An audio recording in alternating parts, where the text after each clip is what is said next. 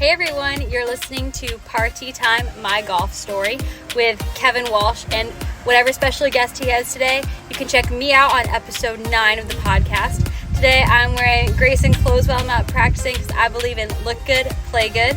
And follow me on Instagram, Sophia Warren Golf, and hope you enjoy the rest of the show. It's Partee Time, my golf story, brought to you by Partee Drinks.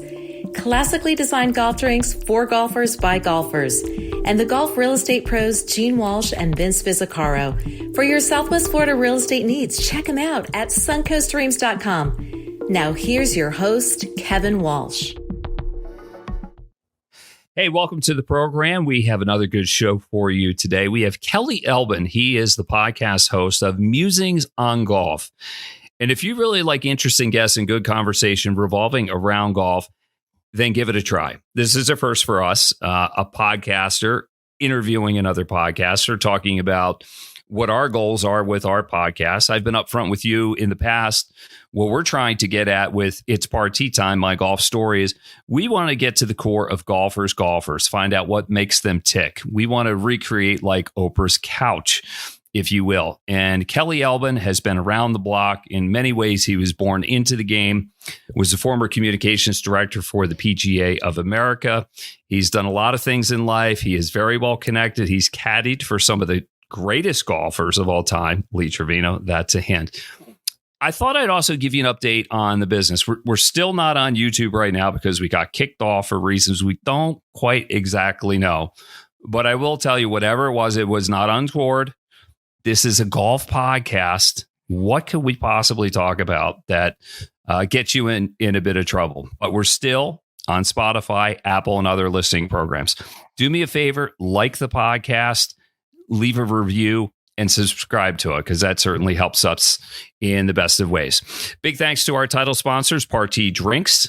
If you're looking for a golf alternative, for a drink alternative on the golf course, and you're a little tired of beer, or things that are named after crustaceans or times of the day, try a Partee. For golfers by golfers, got a bunch behind me right there. I think you'll like what you have there. And also the golf real estate pros, suncoastdreams.com. If your dream is to live in the Southwest Florida area, there's no better place than Lakewood Ranch in the Sarasota area, then contact Gene Walsh and Vince Visicaro from suncoastdreams.com, a division of Fine Properties, and they'll get you all set up. All right. So enough of the stuff, that's the housekeeping. That's the preamble, Kelly. You know how it goes. You run a podcast. You got to take care of a couple things before you get down to the nitty gritty. But how you doing, my man? And where are you joining us from? Hey, Kevin, this is a real treat, man. Thank you for having me on. I'm doing great. I am in the beautiful city of Palm Beach Gardens, Florida, where I've lived for more than 20 years now. It's where the PGA of America used to be headquartered. They have since moved to Frisco, Texas. But I got to tell you what, man, I grew up outside of Washington, D.C. in Bethesda, Maryland, still call it home. But this is a tough area to move away from. It's beautiful. I live and a member at a private club here, play a lot of golf, great people. It's just one of those areas in northern Palm Beach County where a lot of people are moving to, and it's tough to want to leave. So therefore, I'm staying. You just kind of told my story. I've been here on the other coast. We would say it's the better coast. I don't know if that's true, but it works for me. Yeah. I live on a golf course too. I've been here 3 years, and looking back, it took a series of events really to get me here, COVID being the tipping point more than anything. But sure. I look back and said, God, I wish I had have done it sooner. And I think a lot of other people feel that way. But take me back to the old neighborhood, Bethesda. Tell me about the street you grew up on. What was life like back then? It was great, to be honest with you. I'm 63 years old now. Growing up in the late 60s, early 70s on Barnum Road, Barnum, like Barnum and Bailey Road in Bethesda, Maryland. It was great. I still cherish those times playing touch football with my buddies Tim Malloy, Gregor Howard, Kevin Howard, his brother. It might have been an elbow or two thrown here and there, but playing baseball at Our Lady of Mercy Catholic School, playing in a little bit of golf because, I was, as you mentioned, I was really born into it. But nothing against the era today in terms of social media and so forth, but it was really true, at least for my life, Kevin, in that I got to experience those interactions and with friends in the neighborhood, and just really growing up and also playing a lot of golf. I also caddied when I reached a certain age, so it was pretty good. And it really was all because of the hard work from my parents, Max and Mary Elbin, who made our lives great. I'm the youngest of 5 kids, and very fortunate, very lucky guy in so many ways. Yeah, it sounds like it. And I wanted to get into that too. You mentioned your dad. I want to talk about him. He was the longtime head pro at Burning Tree Club in suburban Washington. One of the greatest head covers in all of golf, because I know what it is exactly. And it also reminds me of the Heat Miser from Rudolph the Red-Nosed Reindeer. Yes. Remember that character? It yes. looks just like that. Yeah. What is that place like? Fill in the blanks for me. I don't know, but I have some guesses. I caddied at Burning Tree Club in Bethesda, Maryland for about 12 years. It's a men's club. And, there are a few of those still around. I can't relate to the others, but I can tell you at Burning Tree, it was certainly unique. I mean, you would have guys playing without any shirts on. I never really saw too much more than that as far as any crazy stuff in the locker room, guys, walking around naked. I can't speak to that. But I can speak to the fact that it was a very understated place filled with lots of high-profile people. For example, my father taught presidents of the United States from President Eisenhower through the first President Bush. You had all your Washington area powers, if you will, all your government leaders at that time at a men's club. In the 70s, I started caddying when I was, I think, 13, so 73, 74. At that time, it wasn't as big a deal as it would become. You don't dare have a president of the United States playing at an all men's club today. But the way that I was treated, certainly as a caddy, and the way that everyone out there, it was really an escape, right? It was a place for people who had really important jobs, governmental jobs, to get away for 4 or 5 hours, no tee times, to come out, play with their buddies, have a drink, play some cards, have a little lunch. They didn't have dinners except for maybe a member guest. They didn't really have breakfasts except on the weekends. It was just golf on a really nice, friendly golf course, if you will, that came about because the members at places like Congressional Country Club, they didn't want to necessarily play those hard golf courses. And Burning Tree was an outstanding layout, just a really cool experience. Kelly Elbin is our guest. He is the host of Musings on Golf. He's had a life in golf, beginning with his dad. I never knew your dad, but you said he started caddying even younger than you did. And where I think maybe you and I started caddying for something to do to have some extra pocket change, it was more real for him, wasn't it? Very much. Kevin, we all have our heroes, right? And I think we can look at heroes in the sports world and so forth. But my hero certainly was my dad for so many reasons. My dad started caddying in the mountains of Western Maryland at Cumberland Country Club. He was 9 years old when he started, and he, for various reasons, was the main breadwinner in his family at that time. And that will certainly put you in a position of responsibility.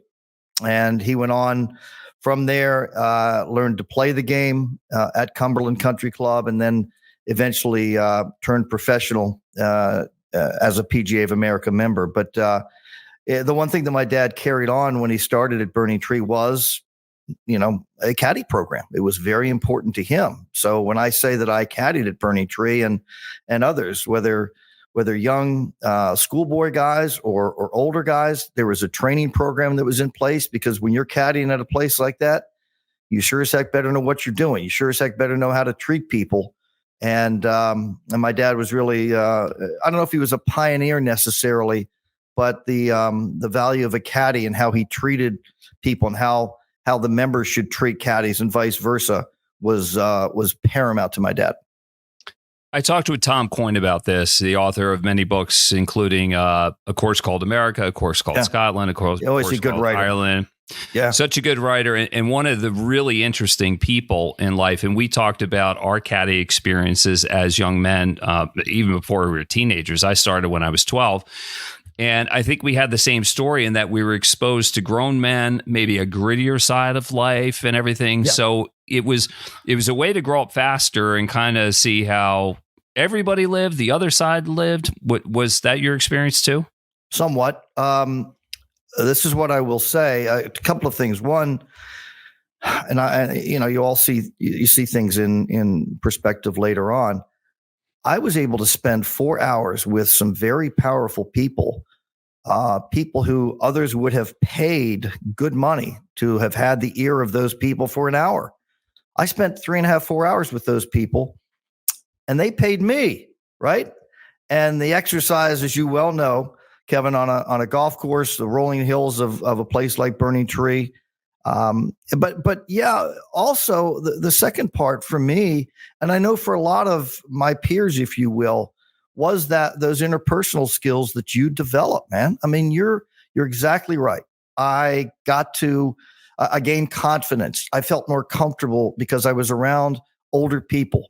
And I think that has helped me immensely throughout my life, and that ability simply to communicate and be comfortable and not be, feel like an outsider in any way when it comes to communicating with whoever the audience may be.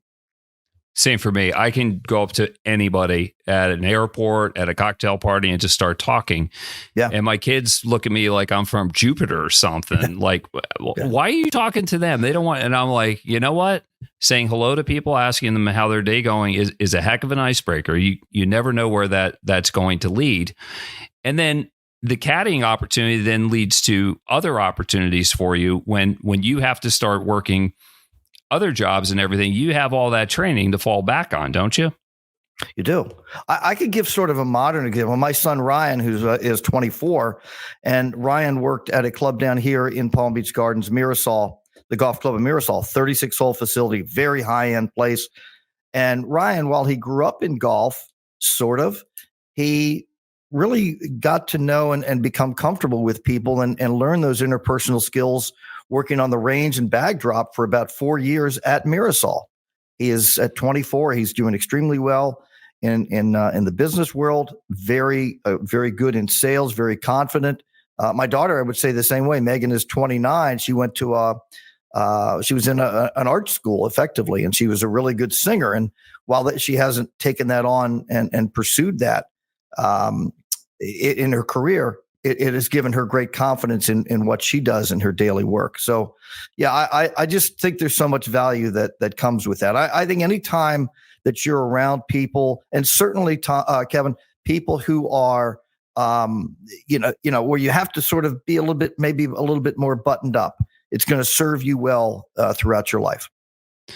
Yeah, no question about it. You got to read the room as a caddy. You know who you can joke with and push it. Yeah. Maybe mix the language up a little bit, put a little more color in. And then there are others that just straight business. They just don't mess around. They're into their golf. I know some of those. I've been on the bag with them before. When did you first have a club in your hand, and who put it in your hands? Yeah, it was my dad. I was probably 5 or 6 years old. Now, one thing to keep in mind. So my dad was at Burning Tree, a men's club. So I was very fortunate. He was also, I think my parents were charter members at Bethesda Country Club, where I kind of across the street from where I grew up from. I could see the club when I was a kid, but there are a lot of houses now between my old house and Bethesda Country Club. But it was my dad giving me lessons and just, as a teacher, he was very simple in that he never wanted to. He would always ask me, Am I telling you too much, Kelly? Am I confusing you at all? But my dad had about 25 assistant professionals who worked for him, who went on to become head professionals at facilities throughout the country. And one of whom was a guy named Jim Folks, who was the head professional for many years at Bethesda. And Jim was a big influence in my life from an instruction standpoint. I spent more time there playing because I couldn't play necessarily at Burning Tree. When I caddied there, I would play on Mondays, but that was the extent of it. But I was very fortunate to be around him and exposed to a lot of really, really great PGA of America golf professionals who, and it's still today, they care deeply about the game. And you probably have heard this, this, Kevin, they're the backbone of the game, right? It's cool. You see what Michael Block did last year at the PGA Championship at Oak Hill, and that was a great story. And it really, I think, elevated the perception, if you will, of the PGA of America golf professional. But they're the ones day in and day out who run the game, who grow the game, et cetera. The top merchandisers, the top, from a rule standpoint, they're the cornerstone of the game. It's almost an around the clock job, and I think that's what a lot of people don't realize. I've been lucky to be friends with people whose fathers were head pros, and it was not uncommon for Dad to get up at 3:30 in the morning to kind of get himself ready for the day and be in work at 6 o'clock. And then there are the pressures of you're sort of the gatekeeper as a head pro. It's harder than people realize, isn't it? And my follow up to that is, it's not always easy on the family, is it? You're right on both. I would say the first, I can only speak again for my dad, but man, you better check your ego at the door every day when you go into work. You're there to serve the members. And that might sound very old school. I don't know if that applies as much. I think it does, knowing outstanding golf professionals like Bob Ford, who recently retired, a few years ago at Seminole and was also at Oakmont for many years. They live by that credo. But you better check that ego, because you're there to take care of the needs of your members. And those who do it well will last a long time. My dad was the head professional at Burning Tree Club for 50 years, 1946 to 1995. And that's a very long time. But he understood. You're talking about reading the audience and so forth. He knew what mattered. He needed to be visible. He needed to be there. And yeah, I think that's a real challenge from a family standpoint. As I mentioned, I'm the youngest of 5, and a lot of weekends my dad wasn't there. Yeah. For you, though, did you feel like you were under a bit of a microscope and had to behave better than the rest? Somewhat. Yeah, a little bit. Good question. A little bit. But I will say this, I never felt that I was Max Elbin's son when I was caddying. I was on the caddy bench. I don't know that I was ever. I caddied for Vice President Dan Quayle once. I caddied for Vice President, the first President Bush once, but it wasn't like, hey, Kelly, you're going to be getting the bag of the day. No, I think there might have been somewhat of a microscope to a degree, but I was just myself, and I blended in well. I've sort of been that way throughout a good deal of my life. I'm a easygoing person and blend in well with a lot of people. And I think that's important, because if you're not, Kevin, if you throw the Max Elbin son card at people, that's not good at all. But I do think that's certainly from people have asked me, did you ever want to turn professional? You ever want to become a PGA member? Yeah. And let's get into that. Out of great respect for my dad, the answer always was no, because I want to have my weekends. I want to be able to actually maybe play the game on Saturday and Sunday, or be with my kids, what have you, because my dad was working. He just was. That's what he did. That's what his identity was. And I completely understood that. But that's what, at that era, that's what mattered, to earn money, work your rear end off, provide for your family, provide for their educational opportunities. And that's what my parents gave me. And Max and Mary Elbin were unbelievable parents to me and to my siblings. Good for you. Can we get into the Dan Quayle golf? How good was he? He was really good. He played a lot out there.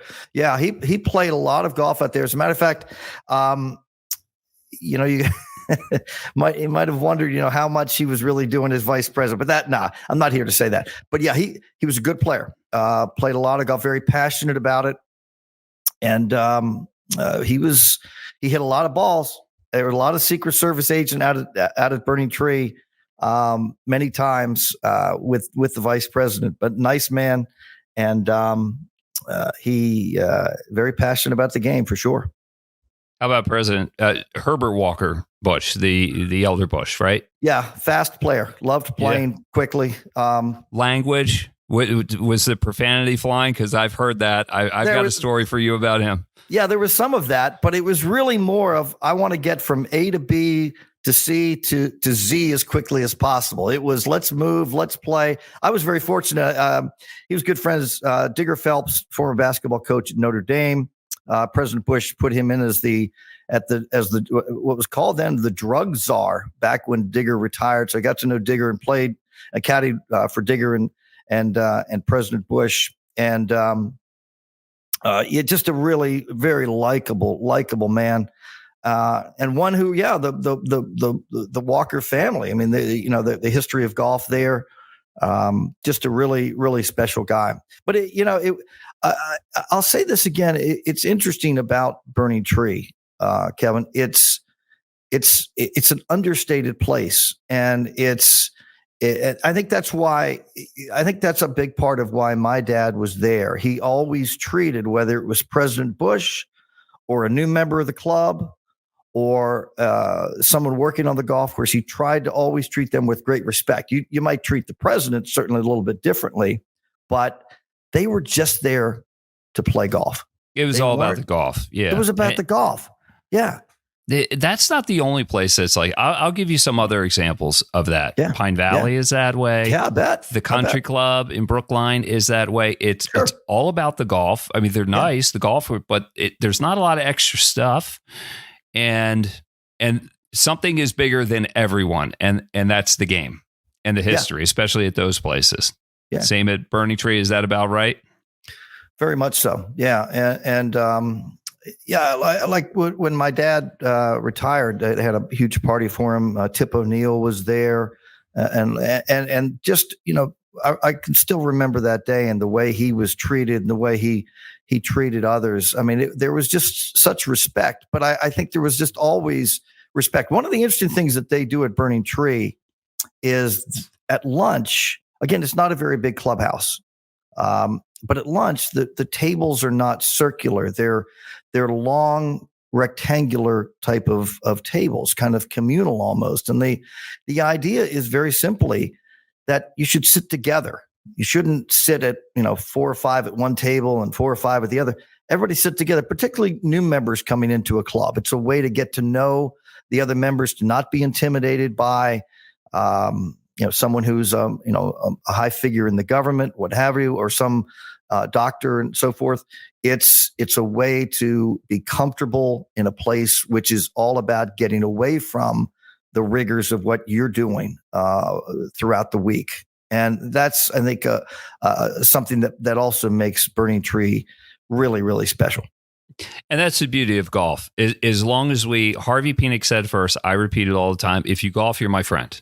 Yeah. Okay. And we have that. We have that in common. So even if we have differences, we have that. And that's what we focus on at the moment. I love places like that. Caddying for Lee Trevino. How did that come about? So I was 18 years old. I had just, I was heading to the University of Richmond as a freshman in the summer of 1979. And for years, my dad was on the rules committee for the PGA of America, for the PGA Championship and the Masters, each for about 25 years. He was president of the PGA of America in the late 60s. So my summer vacation, Kevin, for years was the PGA Championship, wherever it was played. So at 1972 at Oakland Hills, we ended up staying at the same hotel as Trevino. I got to know Lee, became instant friends. And actually, when he won the PGA Championship at Tanglewood outside of Winston-Salem in 74, he was on the cover of Hold on. Sports Illustrated. Can I stop you for a second? How do you become instant friends with Lee Trevino? Yeah, I know. It's right. I guess maybe that's a bit much. Through my dad and Lee were very close. And the primary reason is that Lee was a huge proponent of the PGA of America, and a lot of his peers, in the late 60s, early 70s, when the guys broke away and formed the PGA Tour, were not as big advocates. And the reason that Lee is because several PGA of America professionals in Texas really took Lee in, took good care of him, did everything they could to help him become a PGA member. My dad was someone like that. My dad was the president of the PGA of America at that time, and befriended Lee and treated him with great respect. Being of Hispanic heritage, it wasn't always easy for a guy like Lee Trevino at that time. And he was picking balls up. He was the cart guy. Like the stories of him absolutely. And Raymond Floyd are legendary. Like Raymond pulls up in a beautiful car. He's like, "Who am I playing today?" And Lee's like, "Me." And he's like, "What?" He's like, "Get out of here. This is going to be easy." Yeah. I think, let me add something else. As a young white kid in suburban Maryland, caddying at Burning Tree, okay, with a lot of older African-American guys, that gave me, quite honestly, a perspective on things, Kevin, that maybe a lot of other kids my age didn't have. And that really helped form me in a lot of ways. So, and that's who my dad was. He was very open and always willing to help. So therefore, my dad wanting to help Lee Trevino become a PGA member meant the world to Lee Trevino. And so he and my dad were very close. And I just immediately had, I fell in love with the guy as a player, followed him, I had the official scorecard. I would keep score. I followed him every round of golf that he played. Well, you should have, because he was so good, and he was so entertaining. Oh my God! So how did he get on his bag at the Ryder? What happened to Herman? What was going on? So think about this: a month before the PGA or the Ryder Cup, Lee calls my dad and says, "Max, my caddy Herman can't make the Ryder Cup." Now that statement in and of itself, in today's world, is completely preposterous. Anybody would say that. He said, "I want to have Kelly caddy for me." And my dad said, "Well, yeah, sure. Let me check." So again, I'm just starting school at the University of Richmond. So my dad goes home, tells my mom. My mom says, "Max, I don't know. He's just starting at Richmond." So, well, my sister Nancy, God love her, she finds out about this, and she calls my mom. She says, "Mother, for God's sake, if you deny him this opportunity, he'll never forgive you." And she's, in hindsight, probably right. So what ended up, I took a little pedal jumper from Richmond to White Sulphur Springs, West Virginia, at the Greenbrier, where the 79 Ryder Cup was held. Got in there Thursday night, right? I was not there for any of the practice rounds, opening ceremonies, anything. And I'm on the bag with Lee Trevino playing in his first match Friday morning with Fuzzy Zeller. How good is that? Oh, wait a minute. This Fuzzy. Is the all personality team too. It was awesome.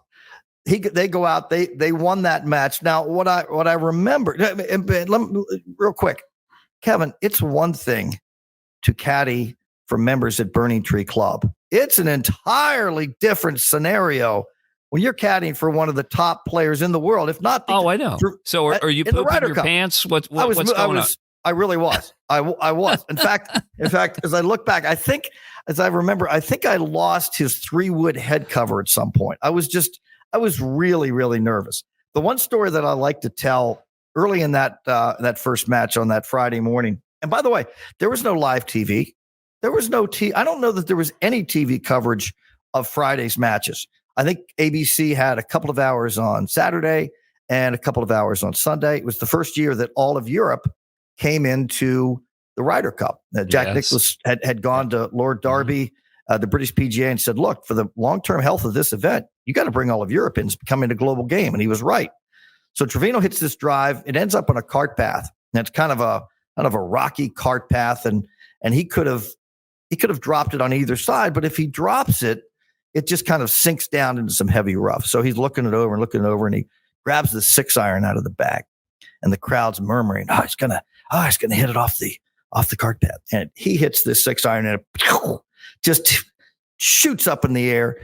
Perfect trajectory, lands maybe, 20 feet, 15 feet from the hole. And the crowd goes nuts. Again, I'm 18 years old. He hands me the club, and I'm thinking, this thing's got to be all ripped up. I look at the bottom of the club and not a nick on it. And I look at him, and he looks at me as if to say, "Come on, kid. I'm Lee Trevino. This is what I do." Right. And we had so much fun. US won that match. And it was the coolest thing. Now, the only thing it did, I wasn't able to get into the fraternity that I wanted to that year, but I got in the next year. So that worked out fine. But Lee was so cool. He was so, his ability. Fuzzy? What about Fuzzy? Was he like, "Who's this kid on your bag? Where did he come from?" Nah, they were very nice, but that really didn't factor. He was just the two of them, man. You talk about perfect kindred spirits playing off one another. Oh my Lord. Couldn't have been any better. That's cool. Well, you've had a chance through just your experience in golf at the PGA of America. Well, let's talk about being the director of communications. Yeah. How did you get that job, and what was involved with it? And maybe what's your best experience doing that? Yeah, the opportunity came up. A gentleman by the name of Terry McSweeney, who had been the head of communications for the PGA, essentially retired. He and his wife started a bed and breakfast in Ireland. And Terry recommended me because I had been the editor of PGA Magazine, the monthly publication that goes to the 29,000 golf professionals throughout the country. And it's the oldest continually published golf journal in the country. It dates back to 1920. And Terry recommended me for the job. He had gotten to know me. And it wasn't because I was Max Elbin's son. Maybe that had a little to do with it. I don't know. But I had worked out at PGA headquarters for a couple of years when I was with the magazine. It was being published in the Detroit area at the time. But Terry recommended me. I got it. I was good at it. I was a little nervous at the start, just like any other job. But, as the PGA took on more and more events, the importance of communications. And we had a guy, Joe Steranka, who was just a incredible leader of that, of the communications team. Joe went on to become the CEO of the PGA of America. But my responsibilities were varied, one of which was really cool. For about 9 years, I moderated the press conferences during the week of the PGA Championship. And then when the Ryder Cup was held in the States. So sitting next to Tiger and Phil and Rory and so forth was a really cool experience. So were you the guy that, like, when they would come in, you would kind of ask an opening question, get them going, then open it up? Yeah. Tiger Woods, ladies and gentlemen, joining us for the 2001 PGA Championship. This will be Tiger's whatever number of years playing, and then Tiger thoughts on the golf course, and then moderating the press conference. It was always fascinating when he was there. I mean, Kevin, it's one thing to have Mickelson, whatever, guys in their prime like that. The 30 minutes is typical what happens in those press conferences. And Phil and those guys were good, and the questions were good. But Tiger's a different level. It was a very, very high, intense 30 minutes. I could kind of understand, to tell you the truth, why he didn't. He was always famous for not really saying anything. He heard a lot of the same questions over and over. But that was you talk about learning on the fly, and I was really good at it. I'm not one to boast necessarily, but I was good at it. You have to be, man, because you're on international television with the best players in the world, and you're trying to get questions asked, get them in and out in 30 minutes. And it was a lot of fun. There was certainly pressure there, but the first 2 years that I did it, Tiger won both years. So it was a very, very cool experience. And look, I'm a very lucky guy. Nervous? Did he make you nervous? No, not at all. I always shook their hands. No, it never really made me nervous. I thought he was really good. I thought he was really cool. The best guy I ever sat next to in terms of just a human being by far is Bernhard Langer. There's no question. It's not even anybody who's close. But tell me that. Why? What about Bernhard? He's just the classiest gentleman. There's nothing that he wouldn't answer. There's, he gave of his time. He's just, there's something special about him. He's a very spiritual guy. I'm not necessarily a religious or I'm more of a spiritual guy, but there's something about him that's at a higher level that I really appreciated. Not to take any knocks. I mean, Rory McIlroy, incredible guy. And I know Rory's been through a lot, but when I dealt with him, he was fantastic. And just, it was a cool thing, man. It was cool to be able to sit next to those guys and know that people were watching, but you had to be on your toes. Yeah, and some asking questions, especially after listening to your interview of Tom Watson and your co-host on Musings on Golf. When Tom Watson came into the media room after blowing the British Opener, it just didn't go his way, and he broke the ice really well. Guys, it's not a funeral. All right, let's go. And Bob, your co-host, just said that made everybody feel a lot better, and then you could get into it. I'll never forget one time at the Deutsche Bank Championships, Jordan Spieth had lost in a playoff the week prior in New Jersey to Dustin Johnson, and he kind of messed up before the last hole and in the playoff. And I just asked him right away. I said, "Jordan, are you over it? And if so, how long did it take?" And he gave a big sigh and he said, "Yeah, I'm over it." But I just thought it was appropriate. Let's just go there right away, and then we can get to the rest of it. Do you like that style? Yeah, I do. When Tiger lost to Y.E. Yang at Hazeltine, the first question that I asked him, I said, "Tiger, why did you lose today?" And I didn't have any fear of that. And somebody later on said, "Wow, that was a pretty gutsy question to ask." I said, "Well, that was the question." And he said, "I didn't make as many putts. Y.E. Yang made more putts than I did." I think, Kevin, at that point, that was the only time that Tiger had held a lead outright in a major or shared a lead going into the final round of a major championship and lost. So it was a big, big deal. And of all people, Y.E. Yang, let's just be honest, a relatively unknown guy who really hasn't done much since. But yeah, I'm always been a guy, and I try to do that very much in our Musings on Golf podcast. I think that the end user, in that case, it was the media member, or in this case, now with our podcast, the listener. I think he or she, they want to know this information. They want to be able to be given the information from that person. Ask the question directly. It's okay. It's in a lot of ways you can say. It's just golf, and it sort of is, but it's also one professional talking to another. Tell me what happened. Right. If you're going to go there eventually, you may as well go there immediately. Just do it with a good heart and be direct about it. And most people can handle it because you're just talking about something that happened. All right. Yeah. So it's really not that big of a deal. Musings on Golf. How did that come about? I mean, what were the goals in creating the show, and how's it going?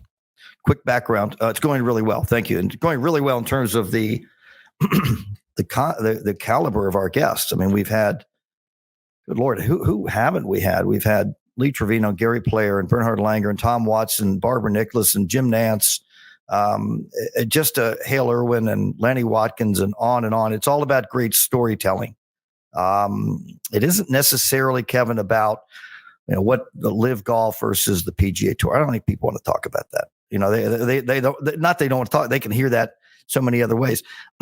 I for about a year or two, I wrote a column every Monday on my Facebook page called My Monday Musings. And it was based after what Larry King did for years in USA Today, where Larry King would, in the style section of USA Today or the life section would have, if it's chocolate ice cream, count me in, ...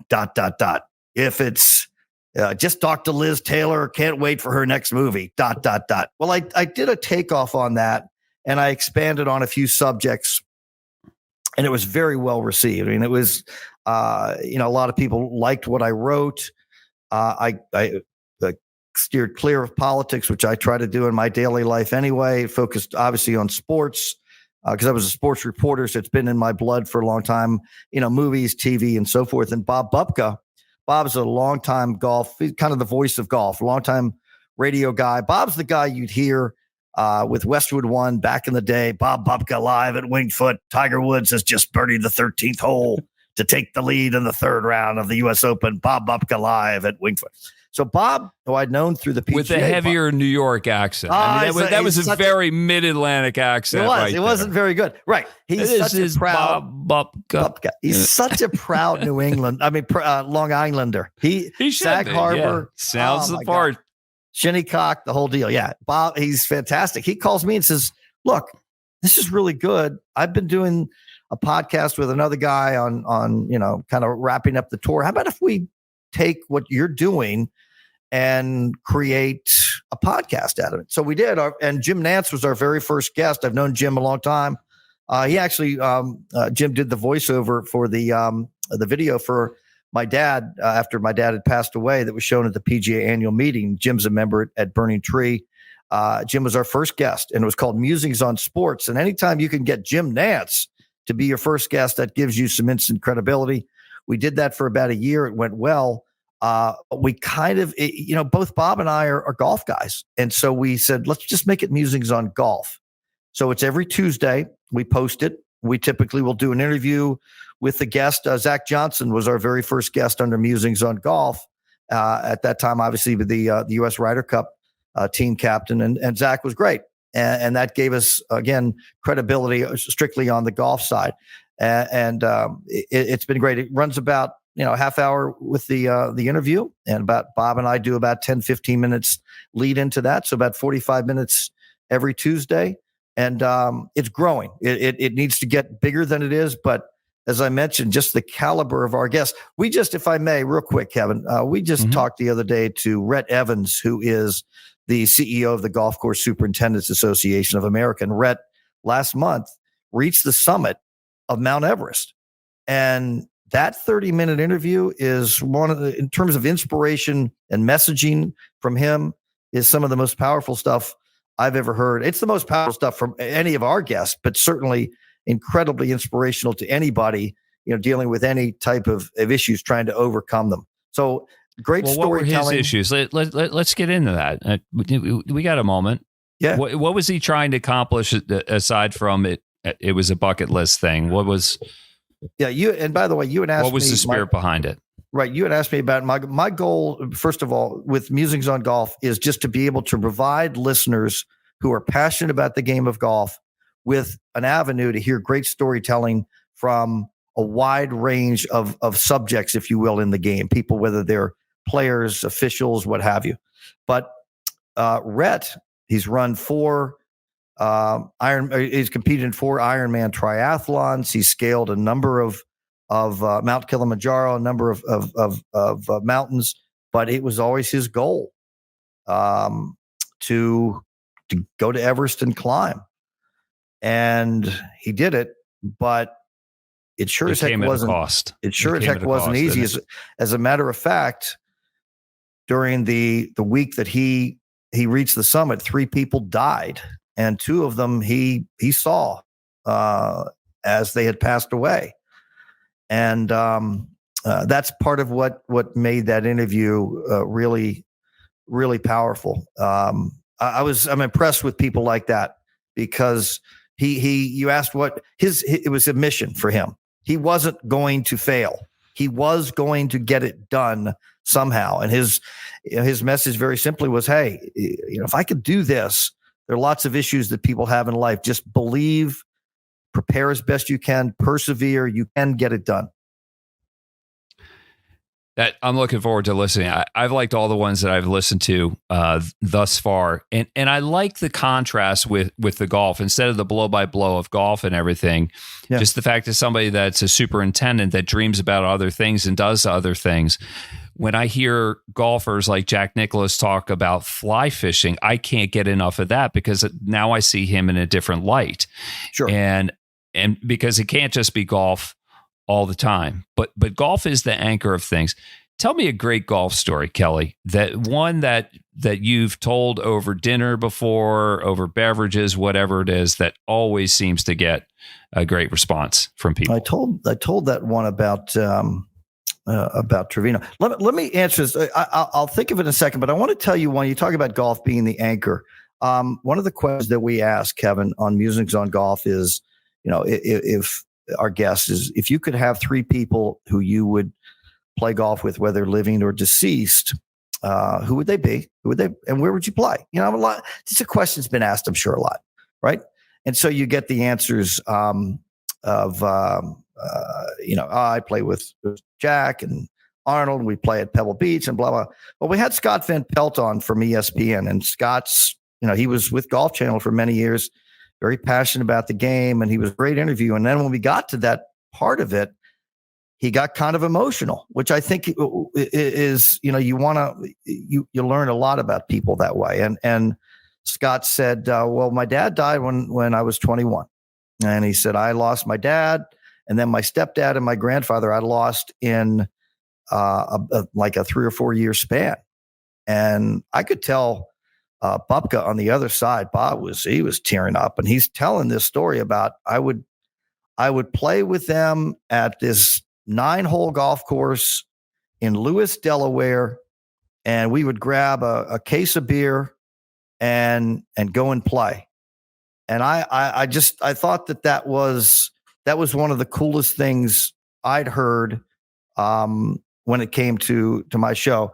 Now, I remember that. That was beautiful. And I'll second that with when Tom Watson, you asked him the same question. He wanted to play with his dad and his brother at his home club, Kansas City Country Club. Played it hundreds of times, if not thousands, but it's just the nostalgia and the memories. Yeah. And that's, I think for, the story that I've told, my dad, when he took the job at Burning Tree, he started, I said, in 1946. So here's I think is a classic golf story of that era. Okay. There's a guy named Lou Worsham who was the head professional at that time. And Lou was a really good player. But this was 1946, and there really wasn't a whole lot of money to be made. Lou went to the president of the club and said, I think I can play tour golf, and I think I can be good. And as my dad told me later, the president of the club kind of looked at Lou and said, you're crazy. There's no money to be made, but if that's what you want to do, go and do it. And my dad had been an assistant professional. He was elevated to the head professional position. Lou Worsham went on and won the U.S. Open. And then he went on to become the head professional at Oakmont after he got out of tour golf. And he and my dad stayed very good friends. As a matter of fact, when the U.S. Open was played up at Oakmont, I can still remember Lou. He had a house. They have I don't know if Bob Ford lived in that house. It's almost off the 18th green there. And Lou was growing tomatoes during the third round or during the course of the U.S. Open week. And my dad was just astounded. But Lou was just a good old country boy. And, they stayed great friends. But really because of Lou making that decision to want to go play at a time where there wasn't much money on tour. But it was a good decision for him. And it opened the opportunity for my dad to be there for the next 50 years. That's incredible how just the sequence of events, if one thing changed, it changes the trajectory of everything. And I like the tomato story because you know what? Tomatoes don't taste like they used to. They don't. That's true. You need the backyard tomatoes. We got to bring the backyard tomato garden back into play. Kevin, my dad grew backyard tomatoes for years in my, the home I grew up. And it's so true. Like he would tend to those. They were his backyard babies, man. He took such good care of them. And you're right. The taste of a delicious tomato, ripely, picked. Oh my gosh! To put that right on the table, it's fantastic. You can't beat it. You put it in a salad. The stuff we have now. Don't get me started about watermelons. Remember when they were oblong and they were blood? Now they're like a basketball. They taste like nothing. Nothing. No, see, correct. It's a travesty what we've done with produce. Kelly Elbin is our guest. He is the host of Musings on Golf.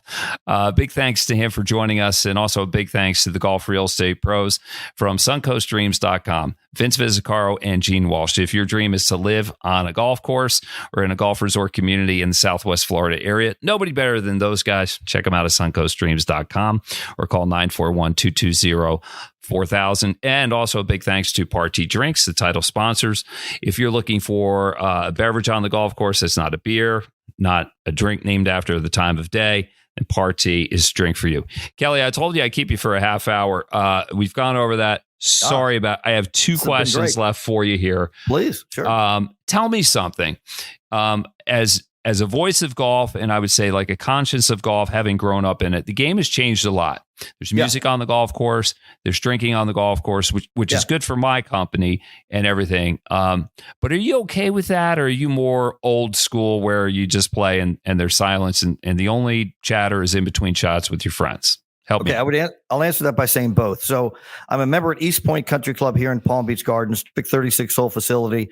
Most of the guys I play with, there's music that's going on, and a lot of, Elton John stuff from the 70s that I love. So I'm super good with that. As a matter of fact, it's just now become the norm. And I was never, ever, Kevin, one who, when I went and played golf, that I had music, but I love it. Jimmy Buffett's playing, what have you. Now that's for recreational golf. In terms of tour golf, I mean, come on. I get it. I get the premise of live golf. I'm not really here to rip into them, but with the music blasting in the background, this is a professional level.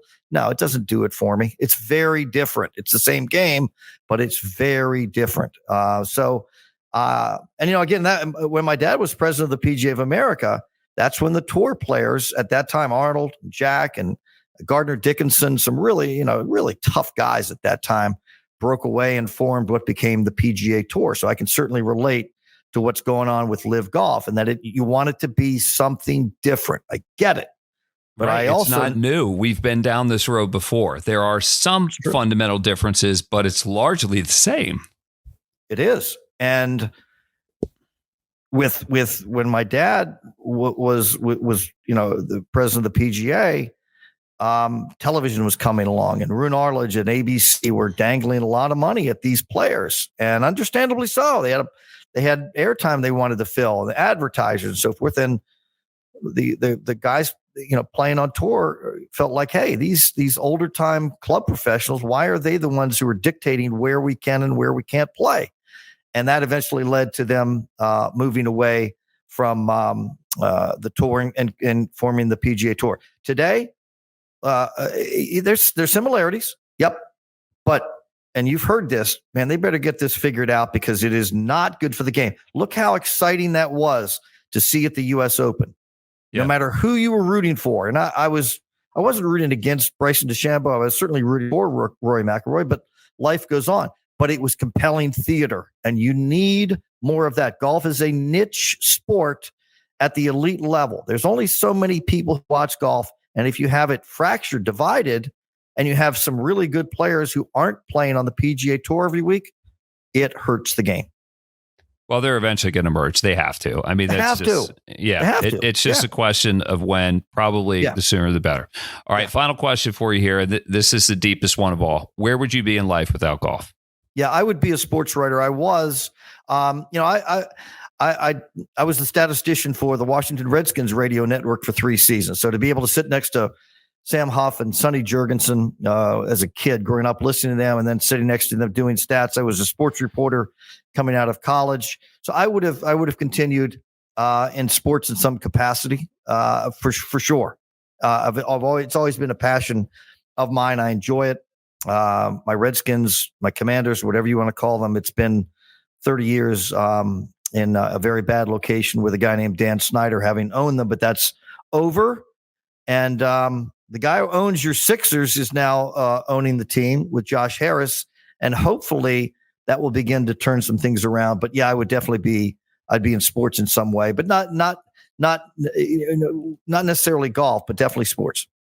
See, we have a lot in common. I knew we did. I knew you were interesting because we have the sports backgrounds. Now we're podcasters, but really more than anything, what connects us is golf. And that's the whole point of my show. And I think that's the whole point of your show.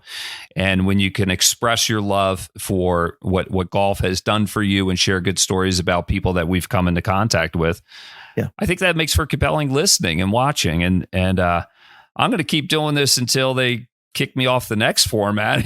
We've already been kicked off YouTube, but we're going to get back on. We got to get you back on there, man. It's going to happen. We're working on it. Hey, Kelly, thanks for being my friend. Thanks for being a friend of golf. Thanks for all you do. Good luck with Musings on Golf. Tell Bob I said hi. I didn't ask you who's the bigger star of the show. You're both. Oh, there's no question. I just set up Mr. Bupka and let him go. Let him do his thing. Hey, man, you do your thing pretty good, too. All right, so let's call it a day. For Kelly Elbin, I'm Kevin Walsh. Hey, thanks to Partee Drinks. Thanks to suncoastdreams.com. And thanks for everybody for listening. We'll see you again next time on It's Partee Time, My Golf Story. You've been listening to It's Partee Time, My Golf Story, brought to you by Partee Drinks. Classically designed golf drinks for golfers by golfers, and the golf real estate pros Gene Walsh and Vince Vizzacaro. For your Southwest Florida real estate needs, check them out at suncoastdreams.com or call 941-220-4000.